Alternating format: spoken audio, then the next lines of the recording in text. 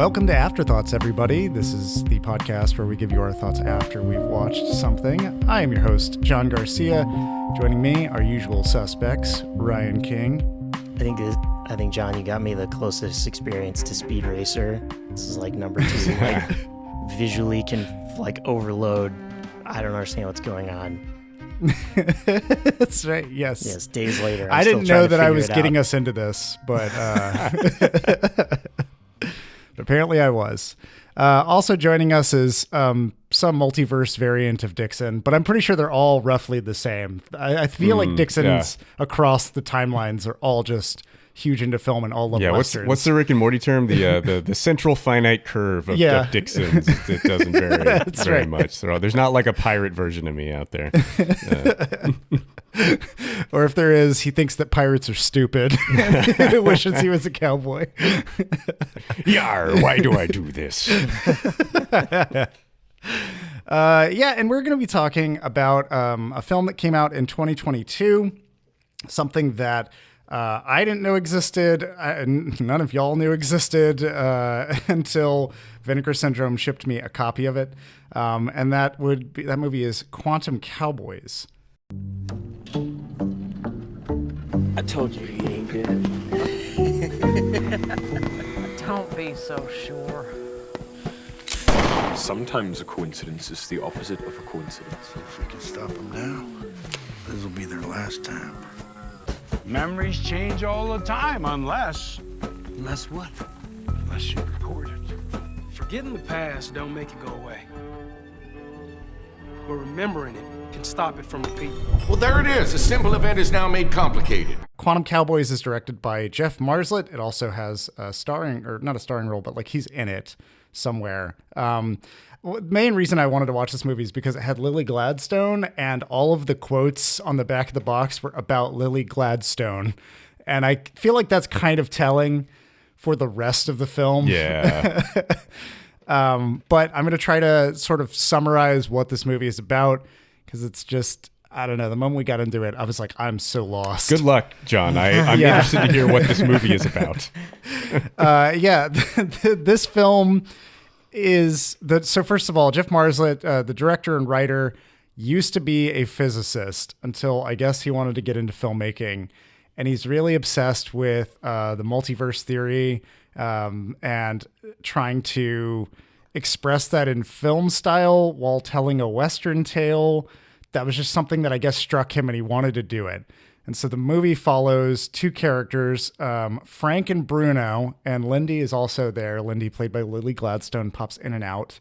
Frank and Bruno are just some like regular dudes in the late 1800s who sweep up shit in the middle of the street. And that's their only job. And Frank dreams of more. And for whatever reason, Frank's like dreams of stealing things on like this night that a town is opening. Gets the lead singer of this band that is christening the town shot, and it kills him. And it sends him and Bruno into some weird fucking denial where they now have to prove that singer is not dead. And so they scrape through multiple timelines, maybe of themselves, and try to prove that they didn't kill the singer or show that he's alive. And to the best of my abilities telling this, every time that they think that they have found a way to save his life, it is not the right way. And so they get Groundhog Day'd. Ryan, don't you dare bring up Madam Web. Do not. I don't want to hear it. All right. No, I'm just kidding. You can do it if you want to. But when I was watching it, I was like, oh man, Ryan's going to bring this up. I can already tell. There's like so many death scenes where they just go back to before. But yeah, that's the synopsis. At the same time, there are two men who I guess travel backwards in time and are trying to invent. They're trying to like claim somebody else's invention as their own. Like they're talking about how they can sing a Van Halen song to some people and like blow their minds, and maybe they could make this a career, or they could bring some other technology. David Arquette plays one of those guys. And he said, I think on set, he was very confused as to what he was trying to do. That makes sense. This whole movie just feels like everybody might be a little more confused on set because it's like green screen, like collage. But yeah, that is the synopsis. The coolest aspects for me were the visual overlay, the collage style that was kind of brought to it to try to make this sort of visual representation of the many universes layering on top of each other. You have things that look like cardboard cutouts. You have really heavy film grain on some things. I know they shot some parts of it with 16 millimeter to like merge it back into some of the digital footage. You have mosaic effects over people to split their faces, similar to kind of scenes from like a Scanner Darkly felt in a way. I had Linkletter feelings, yeah. But overall, I feel like all of those effects were a little underbaked for my taste. It felt like they had enough budget to carry it to some idea or rendering of that, but not maybe what they wanted to. The score was also, I don't really remember too much about the score other than it was just kind of like weird at times. I feel like there was like not off notes. It wasn't like Kinds of Kindness level off. It was just like, I never really felt engaged by it. I didn't feel like it really stood out too well. Other than when three drunk men are trying to play different songs against each other in a saloon. One of them is a drunk priest, and that was its own thing. But yeah, anyways, my feelings about this movie are that I thought it was interesting. I would watch it again. I'm going to need a little cool down time because I was kind of annoyed by some parts of it, and feel like when I come back to it, I'll have a better understanding, knowing where it's going now, how to actually try to parse through it. And yeah, Lily Gladstone was the best part of it. The back of the box quotes were right. I enjoyed Lily Gladstone's performance. So yeah, with that, I will turn things over to Ryan. What do you think, Ryan? Yeah, I don't even know. Again, I don't know how to describe it. Really, it was interesting to have all the different styles of animation. A lot of rotoscope, or then doing rotoscope and then doing something with it. Yeah, there was kind of like Monty Python paper cutout here, like, right? All this different stuff, but it never made sense. Like, that was the thing. Like, it, if you were, there's these different possibilities and timelines and these different animations, like, do actually represent those. It seemed like we just changed animation randomly. Which was kind of like distracting and visually assaulting, especially because like from a direction standpoint, it honestly was like people in front of a green screen, like people talking, people walking, people riding horses. Very rarely was there anything that was like something. Like even action was like, right? Even action, there was like no editing or cutting. Yeah, it was just like, they were there and they shot each other at like a distance. Like there wasn't anything to give it anything or any tension or anything. Yeah, it kind of was like, definitely a sort of just washes over you movie as you watch it. I got the interesting undertones of like the different universes, and I like the idea of like your memories are faulty or events are not real unless they're recorded in some way that like having some representation of them then solidifies them. There's this like, you didn't even mention, there's this like central puppet / animated / the architect. Real guy architect that like is trying to give us some stuff and referencing Schrodinger, but then not really, and it's like not even narratively useful or important either. Like, it's just like weird framing devices. Yeah. There's a subplot question mark about Lily Gladstone getting her land back and maybe somehow falling in love with a guy. I don't know. He definitely immediately becomes marriage. Yeah, and he immediately becomes infatuated, but she seems to have only done this to get the land, but then suddenly at the end not. I don't know. Yeah, there's weird like social commentary that comes in and out of it that makes me feel like, because I know Gladstone was a producer on this and that there were like production stakes given to different actors as well. Like I think David Arquette also is sort of on it. And I feel like this is one of those things where the director had a clear idea that he wanted to explore a concept, but he didn't have a clear idea of how to explore that concept or what to structure around that vision.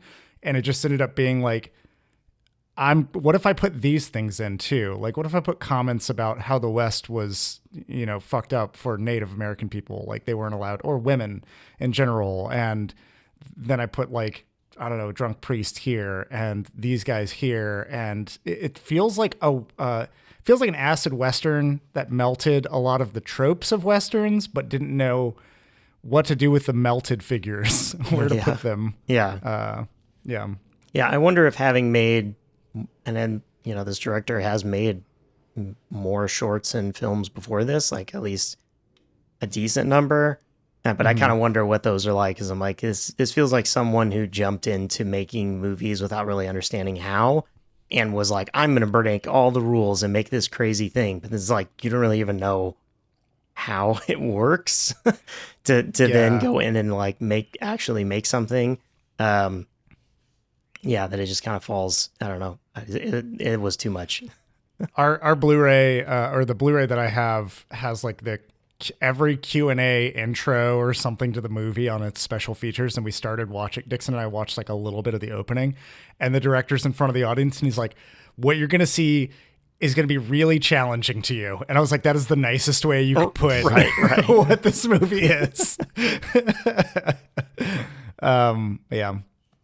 Dixon, what did you think? Yeah, so I enjoyed watching the movie. I think the animation was like well done and interesting. I don't know what the movie was really trying to do at the end of the day. I think a part of the problem is that you have this framing device and this guy at the beginning who's like the architect in the Matrix talking to you about like multiverse theory and stuff that was like way over my head when I was watching it, and I kept turning to jump like, what the fuck did he just say? Like, what's happening? He's talking about how there are all these different timelines and like it's important to collapse them down into a single timeline for some reason. Unclear what that accomplishes or why he was trying to do that.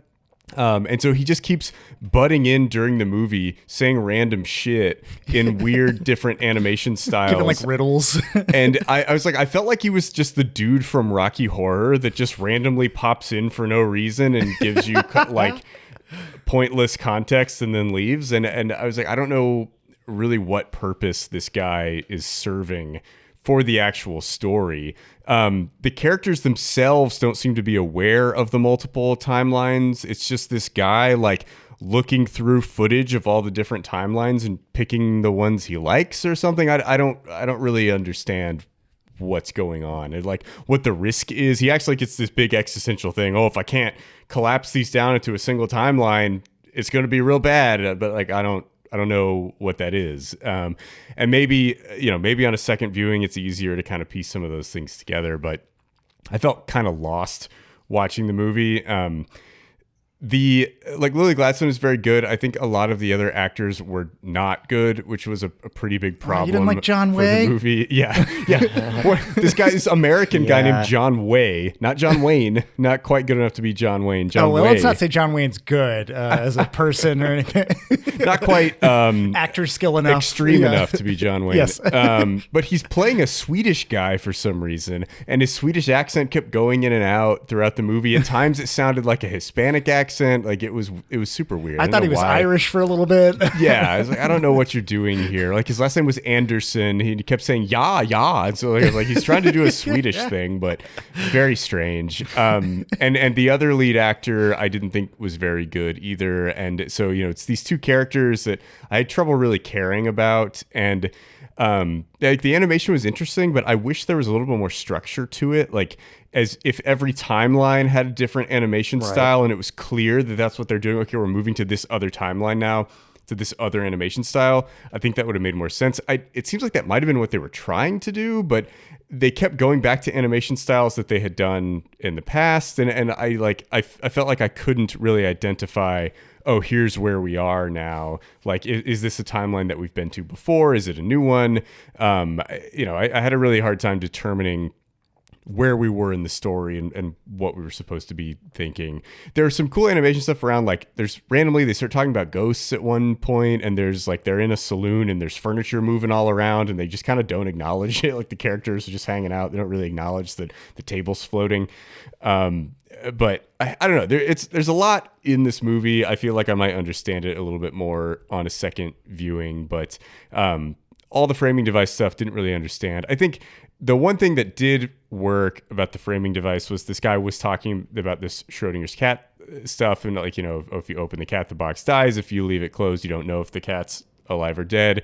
And you know, they keep going back to this scene. Just said, if you open the cat, the box dies.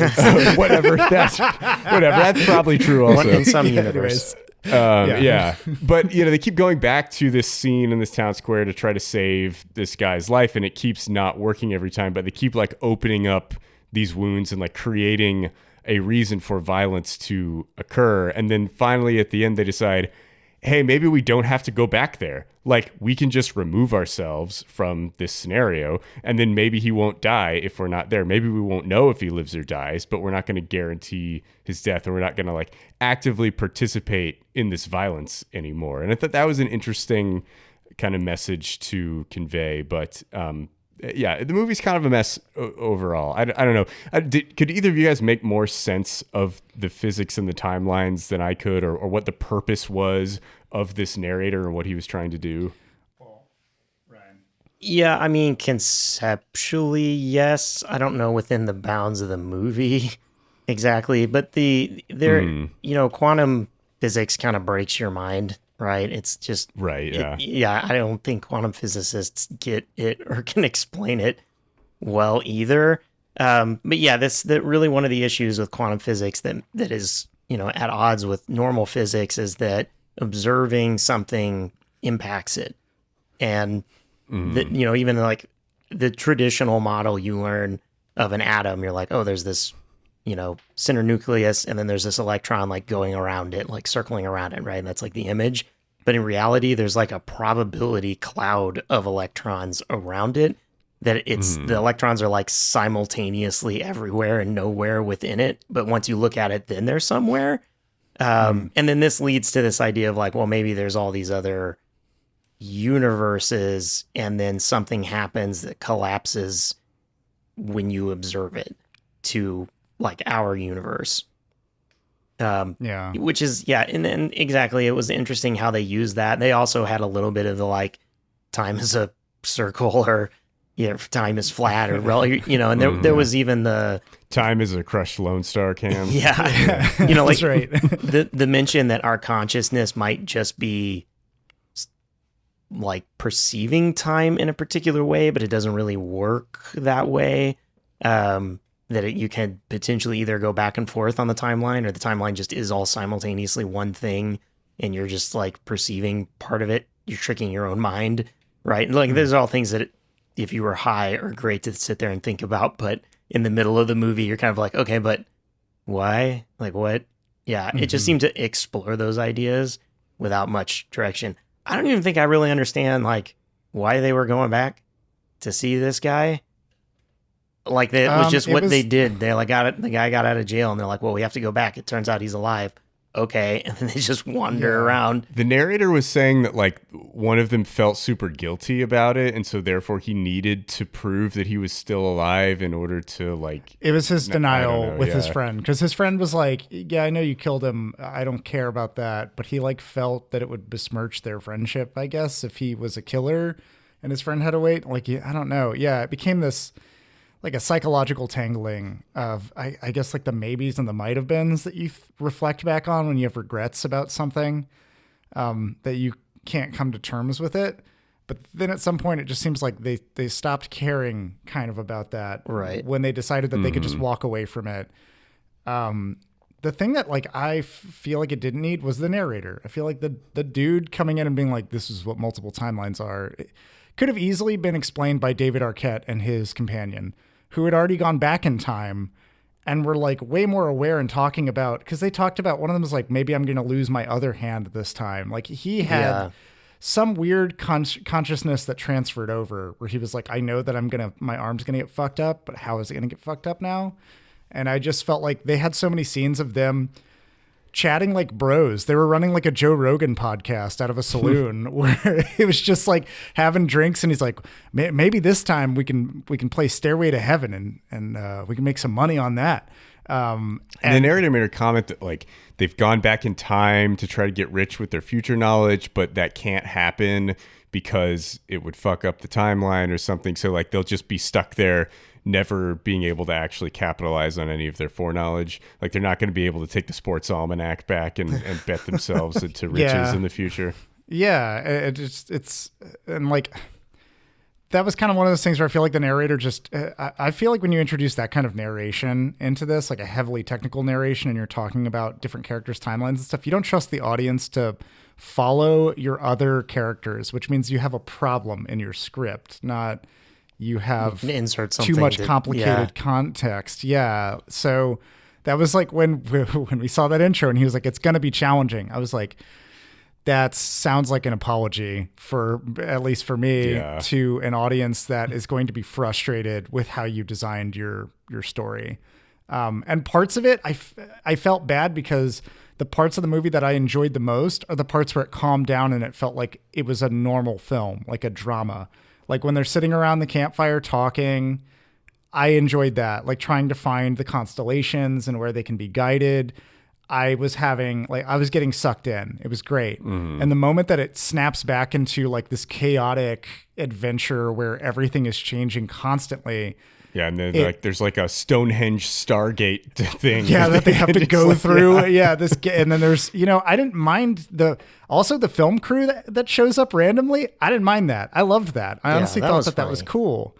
I wish that they would have been a little bit more in the movie. Like I'd love to see them as Easter eggs, like in the background, or like the boom mic is sort of just a little bit here. And the person with the boom mic is hiding in the rest of the scene. Like those things would have been, I think, far more impactful than now let's cut back to the architect, but he's got like a disturbing stop motion face. Yeah. The film crew was interesting too, because the narrator was talking about how like the only version of the past that is true is the one that gets filmed, which I thought was an interesting kind of philosophical thought of, like the way that we record history is the way it's remembered. And, memory is very, fungible. And it's like, the way you remember something is likely not how it happened. And actually, the narrator guy is credited as memory. And so I don't know what they're trying to say with that. I don't believe he calls himself that in the movie, but it seems like his efforts are to send a film crew back in time to have them film the scenes that they want to be the recorded version of history. And, it's an interesting, like, I don't know, history is told by the victors kind of concept there, but I don't know. I thought that was interesting, but a lot of the other stuff in the movie I was having trouble grabbing onto. I would have loved to have had Frank and Bruno stumble into Memory's area to have like an actual confrontation. I could see it work so much better if the Memory character had been in a massive library. Hey, look, there's all the books that record the history of time. And to show like the different changes where it's like, first there's just textbooks, then there's like illustrated books, then there is like film or, that pictures and film, and to like have this big archive that Frank and Bruno stumble into and have Frank confront the fact that he did in fact kill this man. It's historically recorded or something like that, caused his death. Like, I think that to me is what the movie was trying to do, was have them grapple and reckon with what they do remember versus what they want to remember. And at a certain point, it just broke down into like Sound and Fury for me. Like when they get to the scene where that preacher's like walking down the street and he's saying something, it's like really ludicrous and unhinged, but like he's saying something that's deeply philosophical, and I can't remember it because I was so distracted by everything else going on. I just remember telling Dixon, this guy should have been Nick Cage. Like he was like really giving it his all. Yeah. To be that drunk priest John. There's so many Johns in this movie. Yeah, there's a lot of Johns, and they don't talk about why. Maybe very uncomfortable.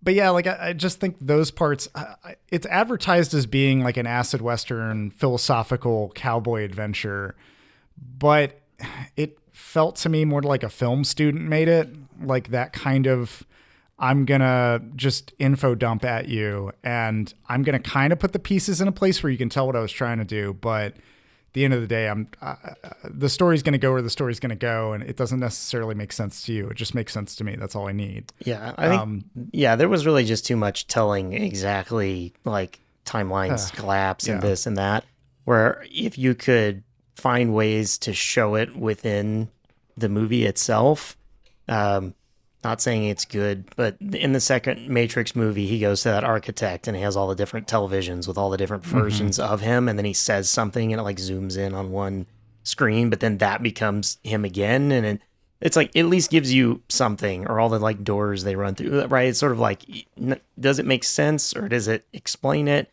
No, but it's more entertaining in a film. Like it gives you something to go with. Or there's a couple times with side characters where they say something, or Lily Gladstone says something where it sort of fits thematically with it. Yeah. And I would have liked to have seen more of that, where they have conversations, not direct conversations where someone fucking explains to you. Like that's exactly like all time travel movies, where like someone sits down and explains time travel.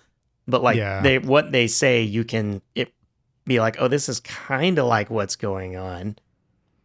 Yeah, it's like all that this movie needed to really get started in a time travel multiverse direction is for, at the very beginning, if we're going to have memory there, to just have him be like, Frank and Bruno don't really know how this happened. And maybe it was some star in a far off galaxy decided to explode and it sent ripples through the fucking cosmic fabric. Like, just say some bullshit like that. Be like, maybe it was something as small as a lizard knocking over a rock on its way to do whatever.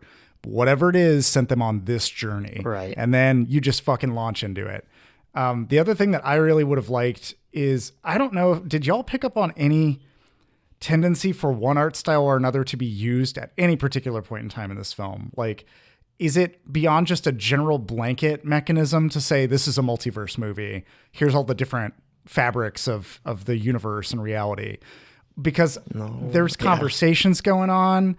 And I really would have loved it, if Frank is meek and quiet now that he's gone to prison and come out, to have him be the same style. It's like a matte. At one point he's Pantoned, like two like tones or whatever layered over him. To have that be his default, and then to make him much more jagged in his rotoscoping if he gets angry or makes like an aggressive decision, to like show these different layers of like people that can come in and out of different universes. There's one where Frank is a gun killer, or a gun shooter. He's fucking bloodthirsty. And maybe that one's the jagged edges, just to like have visual hints and cues of when something is going to change, or if something is really tense and you would know it associated. But I don't think I picked up on any theming. For it the art changed style. like within a scene. It would change for sort of seemingly it would just be like they walked through a door and now we're a different animation. Like it never really made sense. And some animation was there one time and that was it. It just added to the trippiness, but it had no bearing on anything. Yeah, you mentioned Scanner Darkly. I definitely, the rotoscoping, I had that feeling, but Linkletter uses it there to give you this either drugged out feeling like the characters, or the interesting things he does with the like faces on the scramble suits. And it just gives you this whole otherworldly feel that works, right? But there's not a jump around in that. But he uses rotoscoping in several things, right? That's kind of like Linkletter enjoys that. Mm-hmm. But he makes it look a little bit different every time too, to fit whatever he's doing. And this was like, here's all the cool different animations we did. A showcase. Like, this feels like a movie. You ever see where they'll do like a challenge on YouTube where they have a different animator animate each scene, and they'll recreate Star Wars, and a different person did a different minute of every part of it. And it just like transitions bizarrely between all these, and it makes it fun to watch. That's what this felt like. It was just like clipped together animations. The story was there, but the animation was just like slammed over the top of it. Yeah. And that's kind of where, when the director talked about it, I wanted to hear more about the actual process for rotoscoping, because I have this very cynical assumption that I've made about it, that it is, they discovered the filters within Photoshop. and just applied those directly to their extracted actors. Yeah. And because at times, like the most painterly style on a character, you will see parts of their lips drag along with their motion. It blurs with them, and it's not a stylistic touch. I know what that looks like.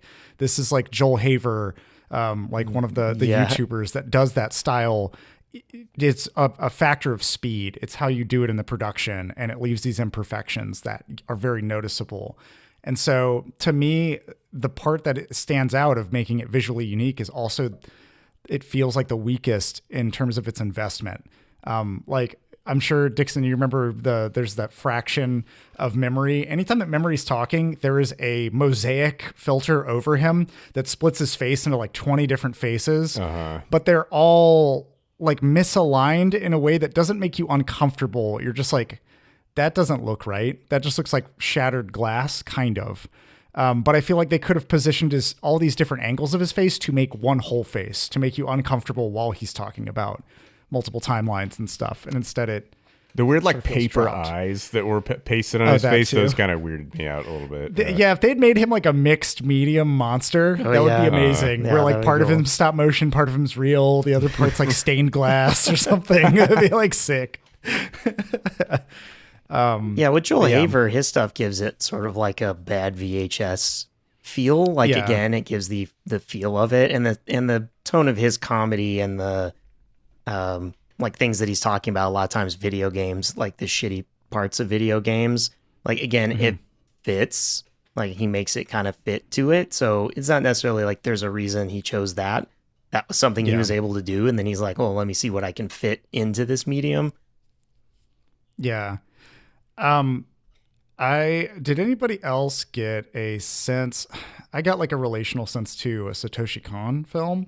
I'm not going to say that this is, anywhere near that caliber of storytelling, but the sort of fever dreamish feel, the kind of shift between characters, this seems like it was primed to be an exploration through, and considering it talks so heavily about observational truth, like film capturing things, photos capturing things. It really seemed like the film crew should have played a bigger role in it, that we should have had, it would have been funny to watch Frank and Bruno stumble into a Nickelodeon or some sort of like old style film showing, and they watch a Western from the future or something. Would have just been cool to see this like reflected circle of time sort of situation. But yeah, you're right. You mentioned Satoshi Kon there, and immediately my mind goes to Paranoia Agent. Because there's a little bit of playing around conceptually with some of that stuff, but the idea of something being remembered differently or being captured differently and becoming this own entity beyond, right? That like the story within Paranoia Agent trips other people to see and think things, and then that kind of like keeps this myth alive that everyone starts using, right? So there's a bit of like, again, it's interestingly done, and every episode has like a different kind of style or whatever it's telling, or story or characters, but it all plays into this bigger, well put together concept, or you have like Paprika, where you go between the like in the computer and the real world, and again, playing with like what's real, what's fake. Like there's a lot of really interesting things that do that, and none of those Satoshi Kon never needs like a person to stand there and explain it to you. Yeah. Right? Or Millennium Actress, there's like that back and forth, and time they is stage it in the played, interview. In the interviews there, but it's not explained like, hey, this is what's going on. I think that there are two experiments, like Schrodinger's cat, it's easy to throw in there. Everybody knows what it is vaguely, except it's not like the way that we talk about it isn't really what the true like experiment was. And also Schrodinger's cat was a throwaway, like this concept of quantum physics is bullshit. Like Schrodinger was trying to be like, really? You're telling me the cat's alive and dead simultaneously? Like, come on. But then it ends up being like kind of a good way to explain quantum physics. Yeah. But you could have shown, because we're familiar enough with the concept, you could have shown us within the story something, right? Like there's a bank robbery, and you'd be like, well, they've shot the hostages or not, and then talk about like right now both of those things are true, right? But once we open the door, we'll know if they're dead or if they're alive. And then that gives it to you in the framing of a Western, right? Yeah. There's another one that's, this is like the multiple timeline theory where a guy talked about if you play Russian roulette and you have a completely random chamber. So it's not the like you click and it gets to the next one. Like the chamber randomly chooses whether or not you get shot. That he was like, you'll always be in the timeline where you live. Every time you pull the trigger, you'll be alive. You'll never get shot. Other people's perception in other universes will see you die, but your perception is you can't die. You'll always end up in the timeline where you're alive. And so you could have played with that, right? There's a lot of times that like characters get shot and then they didn't, or we jump through time or things like that. And so like, again, you could have used that to maybe talk about that. Like, well, you'll always be alive because you can't perceive yourself being dead. Yeah. It sounds like the entire time we talk about this, there's just so much unexplored potential that the film kind of hints at, gets close to, and then ignores, avoids. I think probably the closest for me that it got to being really interesting is when Frank dies. Spoilers, everybody. It happens a lot. Frank dies and he wakes up on like the side of the road and gets picked up by the camera crew. And they're like, come on, Frank, we'll get you to where you need to go, buddy. Don't worry about it. And they're like playing music for him, like modern music. He's fucking blowing his mind. Yeah, they're just blowing his mind the whole time. Like they drop him off at a phone booth and they're like, hey, it's your past calling. And he picks up the phone and gets to talk to Bruno for like 5 seconds. And I was like, this is fucking cool. This could go somewhere. And then it doesn't. He wakes back up after passing out at the gates and then moves on with his life. Was there a piece of what was y'all's like favorite part, or did you have a moment where you were like, oh, this is doing something interesting that I really like? That stood out to you? I don't know if there was a particular moment. Like I did enjoy watching the animation, even if I couldn't tell why it was changing or doing what it was. And I liked Gladstone's performance, and I liked the idea of memory in the film crew and like trying to capture what he wants the past to be. But there wasn't any particular. I guess I did like the floating chairs scene. I thought that animation the was ghost cool. saloon. It created an interesting vibe for that scene of kind of like a haunted past that maybe isn't going to be the one that's captured on film, but still exists in someone's mind somewhere. Yeah. I think once like Frank throws the bottle through the arc, they keep calling it the arc, and it like comes back and hits him in the head. And then we go through this like series of trippy kind of things happening over and over. And they're like back in the town and there's like multiple Franks. And like once from there on, the movie's doing something. Like, I think that's when it got interesting because we're playing with like, there are multiple Franks in the same town, or they get shot, or the way they get shot changes, or right, like, and they're kind of trying to fight with the timeline at this point. It's just like the rest of the movie before that. Every once in a while, there's something that kind of plays with the capturing stuff or time or whatever. But then there's a lot of just like other shit that happens. Like they get some pants. Batman shows up. Yeah. They hang out with Lily Gladstone. Like just shit happens. Like there's little funny moments in there, like when Lily Gladstone thinks that they're like captured by bandits, but they're just taking the baths.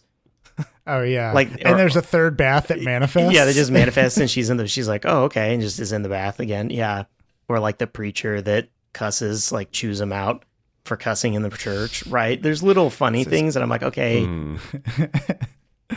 Yeah, those bits. But the future time travel aspect for Frank, where he becomes Batman, like Poncho Batman, and shows up and is doing like a voice and telling people like where to go and what to do. Yeah. That part was kind of weird. It just like throws it away towards the end. It kind of is like, we watch the film subverts itself when it establishes like, oh, maybe this archway leads somewhere. And then they're like, no, it really doesn't. And then later they're like, or does it? And here's the mask that he had. And it's kind of like, I don't know. It just felt like it was throwing confusing things on top of it to just be like, whoa, dude, check it out. Wouldn't this be interesting as a concept? Isn't there something to think about here? I'm far more interested in memory and knowing if memory is some kind of evil Time Lord who is concerned with condensing the timeline? Like, what gives him the authority is my question. Who hired the film crew? I think he did. Yeah. He just wants to do the time warp again. That's all he wants. Yeah. Yeah. Maybe it's like Loki. Have you guys watch Loki? Have not. No. Okay. It's good. Reconciling it's actually timelines. good. It actually might be the good in the way that Dixon wouldn't be bothered by it, because it's actually really like not a superhero stuff at all. But it is a whole lot of like alternate timelines, alternate versions of people. Like it's a lot of that. But conceptually there's this someone who's like forcing it all to stay as one timeline, because otherwise like it gets out of control and like the timelines collapse on themselves. Like all kinds of crazy shit starts happening if you can't like keep it under control. And then like the second season, there's a lot of Loki keeps like jumping in time and he kind of can't control it. And they also talk about like time and your perceptions and these timelines and alternate versions of you, and plays around and has a lot of fun with that without ever needing to sit down and fucking tell you. Without needing to have Owen Wilson talk to the camera directly. Yes, and explain it out exactly. They do get away a bit because there's this, like, they're at the time variance authority, the one that goes and like fixes and destroys these timelines or whatever. The time cops? Yeah, the time cops. Yep. So the time Jean-Claude cops Van Damme. can, That's right. The time cops can kind of explain how it works. They have the time manuals to like explain how it all works to you as an audience, and Loki doesn't know. But again, that's like a good way to make your movie. Like if you have a character who doesn't know what's going on, then it makes sense that someone's explaining it to them, and we can work with that. Here it's like they don't even necessarily acknowledge that any of this is really happening this way. Like they're maybe kind of confused sometimes, but really not. The only people that acknowledge it is David Arquette and the other guy. They are aware. Yeah. They're aware that they've traveled back in time. I don't know if they're aware of like multiple timelines and things like that. They have like a vague remembrance. Yeah. I mean, they talk about, one of the guys talks about his arm being blown off and which one might be blown off. They overlap in this like, time, yeah. That's the only thing that he remembers, and it's weird. Like maybe they think they just get free do-overs every time they die or something. I don't really know. Yeah, and that's where I would much rather have had them be sort of the mouthpiece for the metaphysical aspects, like whatever's going on beyond the other character's comprehension. Just stick it to one character. You have three groups, in my opinion. You have your core cast, who is at the whims of these mechanisms and they don't understand it. You have this higher level of people who understand it vaguely and are trying to really wrap their head around controlling it. And then you have the camera crew at the top that understands everything and is hired to like capture it and is, part of a bureaucratic system above everybody else that enforces like how you are the authority on time and like memories. Don't introduce memory as a character. Don't talk about the rest of this. Just have those three crews and have them be vaguely aware of each other at each level, kind of ramping up. I think that would be really fun, because then you have both this musing and the philosophical integrity is still intact of, is there something we don't comprehend above us that is trying to control which version of us we are? And it gets to be reflective of that in like the relationships had. And then that makes the end sequence when Frank stumbles out and gets picked up by the camera crew all that more impactful, because he skips a level. It's like going from seeing 4-dimensional beings to 5-dimensional beings and having absolutely no fucking clue what this is. Right. But no, the movie doesn't do that. I feel like, honestly, like after Rick and Morty, I have trouble watching multiverse, multi-timeline things, because I'm just like, it's like it's already been done so well by Rick and Morty that like I find myself bored with the concept, kind of. I feel like it's boring as a mechanism to talk about multiple versions of you. It's cooler to talk about like blending concepts. Like, for instance, I was talking about it earlier. If you were to match, I think there are 12 timelines happening in this movie is what the director said. And he's like, on the Blu-ray, he also promised, he was like, there's going to be an extra on the Blu-ray where we'll stitch each of these 12 different styles together into their own short story to show you what each timeline sort of looks like. He didn't fucking do that. Okay. I'm just calling him out now. I'm owed that. I don't think it would have made sense. Maybe he tried to do it and it's like, and he was like, I was lying. I was lying. Yeah. I can't do that. But if you did have something more like, it's interesting to think about the multiverse concept in the fact that maybe I am not the only me in this timeline. Maybe I phase in and out of a different consciousness. When I'm more bold and assertive on one day, is that a different version of me surfacing through some consciousness layer? Like, that's a cool metaphysical meditation on multiverse theory and thinking of if they're blending and interacting with each other. And it would have been cool to see, Frank go from being meek to being like hyper aggressive, and Bruno being like, Frank, what's wrong with you? Like, I don't understand. To have sort of this out of whack universal caused by David Arquette and his companion or something. Maybe them just being there fucks with the fabric of universes or any of that. But it is instead just like I feel like almost a fatalist examination of like, when you really want something, whatever you want, you'll never have. Sort of, that's, I feel like towards the end of the movie what it becomes, because they get so hyper fixated on like, we need to save this country western star from being shot. And no matter what we do, as long as we're there, he will always be shot. So like, let's just remove ourselves from it.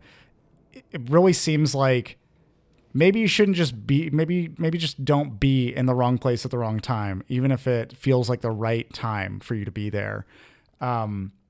That's kind of what I feel like the ultimate motto or message of the movie was. And to me, that seems dangerous in a way. It's also like, I wouldn't it be dramatic of me to say that it tangentially goes with like suicide. It feels like one of those, like, just remove yourself from this timeline and you'll never be there. Like, you'll never cause this.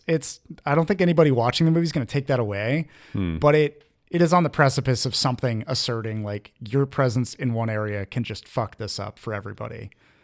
Yeah. My interpretation of it was more like, don't put yourself in a situation that is probably going to turn violent or go sideways. And like, you know, if you like, don't have so much pride in your ability to save the day, because you probably can't, right? Like, maybe it's just better if you have a little bit more humble attitude about your role in things and decide not to get involved in something that you maybe shouldn't stick your nose in. I can see that. Yeah, it easily can be that.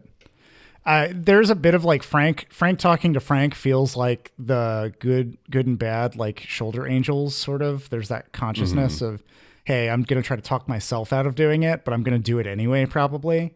So I can definitely see that being, you know, the interpretation of the ending.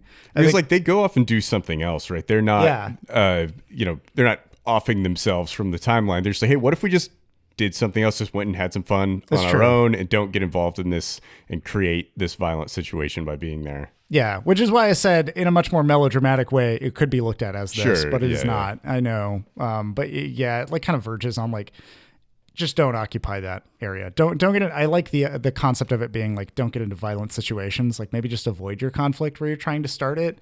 Avoid anything that could lead to that kind of conflict, which is something Bruno tries to convince Frank to do like the whole movie. Bruno is like the sweetest dude. Who can't speak. He can't speak with a Swedish accent for shit. We were making Werner Herzog like jokes. I know that's not Swedish, but there was definitely a moment where Bruno wears like two hats, and we were like, and the madness of the multiverse, it caused a hat to be put on another hat, just like like just going for it. Sorry, Ryan, I think you were going to say something. Yeah, there's a little bit about like the timelines being in conflict with each other. And that's part of like avoiding. They're like, they should instead be avoiding fixing don't merge the timelines, don't cross the streams. Yeah, and that like maybe that's part of it is like just move forward and be in your place in your timeline and don't try to, and which is can get into like a don't dwell on memories or on the past. And there's a couple mentions sort of around that. Yeah, thematically it just sort of throws out a whole bunch of things, but it doesn't really seem to settle on. Yeah, but it's not quite a thought experiment where it gives you something interesting that you walk away and think about at the end. It just sort of throws a bunch of concepts out there, doesn't really get how to explore them, doesn't help you to think about them, and then walks away. It's just like quantum physics. Yeah, right. Kind of, maybe. Yeah. I think that like the capturing your memories and like looking back at those, there are interesting concepts to explore. Maybe these are just things that are interesting to me that I'm like, I wish I had seen this, not that it would improve what the movie is. But you could also get into the idea of, like you said, fatalism, or do we actually have like free choice or free will, right? Is the timeline collapsing to some correct timeline and you have no sway over it? If time isn't really a thing, instead you're just sort of like perceiving it or making it up, then are you really conscious? Are you really making decisions, or are things just happening and that's what would have always happened? Like, and you just think that it's a choice, right? And so you could play with those things and actually try to do something there. And the character would understand that they were doing that. They could express their frustrations with that. Yeah. It would have been cool to have other pivotal moments that were, you know, dressing around this multiverse, sort of merging of timelines and stuff. Like, for instance, when they have that bar like music playoff, I don't even know what the fuck that was. To have like from one character's perspective, the music be completely fucked up, but from everybody's perspective, it was totally fucked up.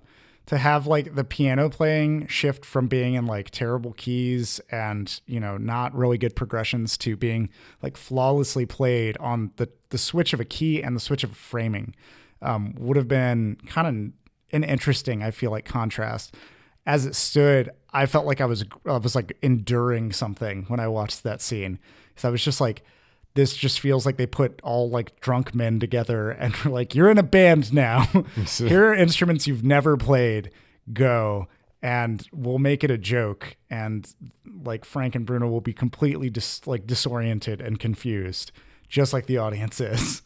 But I don't know. They could have done more to explore, to dive in. I think that this director and writer needed to pick a point and go. Don't try to amble off the road every 5 minutes into something else. Yeah, it seems like they kind of bit off a little more than they could chew here, and like maybe should have made something a little bit more streamlined, a little bit simpler in concept than what they were going for. I wonder if there was like consultation they had or anything, or if it really was just, here's my draft, this is the script now, we're going. It doesn't seem like there are many studio notes. Yeah. It feels like that they just did it. Yeah. Well, is there anything else that y'all wanted to talk about with this movie? Any particular other scenes, dialogue, motifs? That's all I had. Yeah. That's pretty much it. I do think the characters are flat-ish. The line delivery, there's not anything great there. Right. You mentioned the music. It kind of just is like maybe giving you like an eeriness, or sort of Western motifs. I think that this movie also is one of those, and I don't gel very well, where the movie kind of just stays like in the middle the whole time. Like there's just really no, and that's where like it got enjoyable to me, is like actually when they start all shooting each other in different ways and different timelines, it was interesting, but everything before that was sort of just like a walking and talking, like middle level. Yeah, it's kind of sad to me that I was sucked in the most by the moments when we had more stability, like a campfire scene. I think that just speaks to kind of the franticness of the usage of different art styles in these other sequences, where I'm just like, please God, I just need a respite from this. I need to relax with these characters for any stretch of time. The only other thing that I really liked that I will make mention of is they only have one time that the art style remains consistent, and it is only during nighttime scenes. When characters crawl into bed, they become like really abstracted, like outlines. And I liked that. I wish there was more consistency for the rest of it to that degree. But as it stands, those were kind of the scenes that I visually appreciated the most in the midst of these collages. I'm sure that this was a hard movie to kind of shoot, in the sense of like, what are we going to make into different layers, and trying to think about how they're going to do it there. And I appreciate the effort they put there. But the rest of it, I don't know. It's kind of just, it feels like it's all a little underbaked. So with that, why don't we get to recommending or refuting it? Would you recommend it, Ryan? This isn't recommend or refute. That's a different. Yeah, I know it's not, but I can't just say, We no, do let's this get to recommending. every time. Ryan. No, You're just mad that I said recommend or that's refute. that's the other episode. This is just regular. Yeah. Is it? Should you? Well, watch would it? you recommend it? No. Okay. This it does feel like the kind of thing that could be a cult movie. It's on the edge of it, but it's like the animation is really interesting and could make something that was otherwise okay, cool, but it doesn't. Actually, honestly, it might. Between this and the animation and Lily Gladstone, there would be nothing to this. Yeah. So maybe it does make it something, but it's just not. It's not enough. And then all the ideas to play with, you might as well just sit in like a freshman dorm room. So some kid that took Smoke weed with some students. quantum physics 101 and is going to explain string theory to you. And like, that's pretty much what this feels like. Yeah. Dixon, would you recommend this? I would recommend it. I enjoyed watching it. I think if you like animation, then I would recommend watching it because the animation is well done. It does look good. There are a lot of problems with the movie, but I think if you're a fan of animation and you like watching different styles, it's worth checking out. I would not recommend this movie. I feel like there's another timeline elsewhere where this movie is better. And it's not this one, unfortunately. I am interested to see if this writer-director makes another film that uses similar art, if there is any lessons that are applied from this process and feedback received, like critiques received on this film. I think, Lily Gladstone was great in it, and it had a lot of cool ideas. Actually mildly curious for myself to go and cut all of the scenes of memory out of this movie and actually play it straight through to see if that does anything in terms of its disorientation, or if it just makes it worse. But that's pretty much the extent to which I will probably revisit it. So wouldn't recommend Quantum Cowboys. And with that, I believe we will call this episode to a close. I have been your host, John Garcia. Joining me, as always, Ryan King. I shouldn't have eaten that cactus. We didn't even talk about getting high on that cactus. Oh, man. And also, Michael Dixon, thanks for putting up with our bullshit.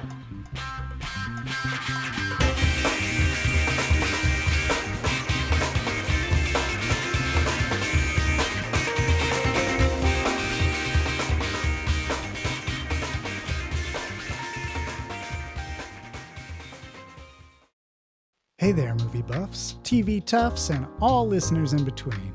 John here from the Afterthoughts podcast. I just wanted to drop in at the end of this episode and say thanks for listening. If you've got afterthoughts of your own to share, hit us up.